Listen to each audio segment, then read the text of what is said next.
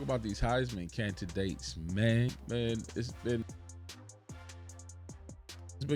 kind of a slow year with the Heisman build up, but most of these guys I feel like are low hanging fruit because they're the obvious.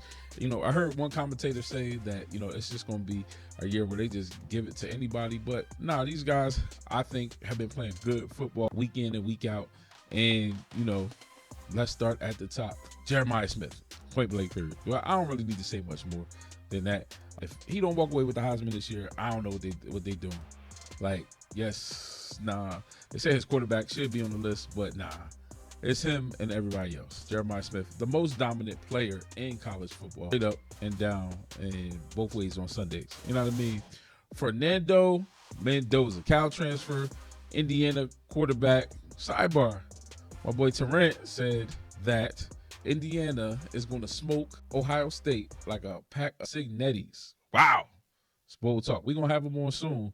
Talk about a little college football, Indiana, maybe top 10s. That's a bold statement from my boy Tarrant. He is on the Indiana train. I think that's his squad. I hope he pulls up to a game. But Fernando Mendoza has been putting on for the state of Indiana all season long. He had a tough game against Penn State, but he kind of like dotted the I with that pass to win the game at the end of the game. Amazing catch. Now, I've heard a lot of draft prognosticators push him all the way at the top of the board. He is the number one quarterback right now. But a quarterback that's been doing his thing, winning week in and week out, is Marcel Reed, Texas A&M. I mean, listen, all I do is win, no matter what. I am not a singer, but Marcel Reed has been putting on. I think he really put on a show against LSU a couple weeks ago that got Brian Kelly fired. And what can you say about Marcel Reed? He deserves to be on the list. Now, I don't know if he's going to make much noise. I guess unless he really starts going off towards the rest of this season, he gets in his bag, puts on a Heisman performance, does something incredible that kind of dots the I and says, nah, he's here to win. Jeremiah Love, Notre Dame. I mean, what can you say? He's had some of the toughest runs, even going back to the playoffs last year. That's the only run I've seen that's challenged Deshaun Foster's NFC Championship run back in the day was Jeremiah's run against the Penn State Nittany Lions, the toughest 2-yard run in football. He's done some amazing things this year.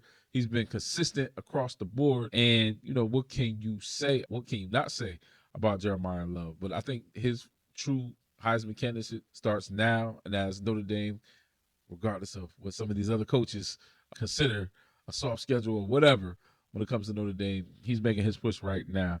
And I think 5, yes, there are others that could be on this list. I even saw the Nebraska running back make his Heisman polls, but I don't know. Nebraska ain't really having that good of a season. They're all right, but, but this man definitely needs to be in New York. Definitely 110% needs to be in New York. Diego Pavia, I don't care what you say. I mean, even in the game they lost, man, that second half, I mean, he brought Vanderbilt all the way back.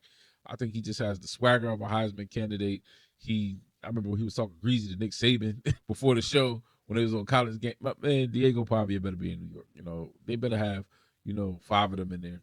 I mean, obviously, like I said at the start of this, Love needs to be the number one, in and out, most dominant player in college football, just makes every catch pretty much that comes in his vicinity. He makes it look easy. And the NFL should grant him a waiver to come out this year. I don't know.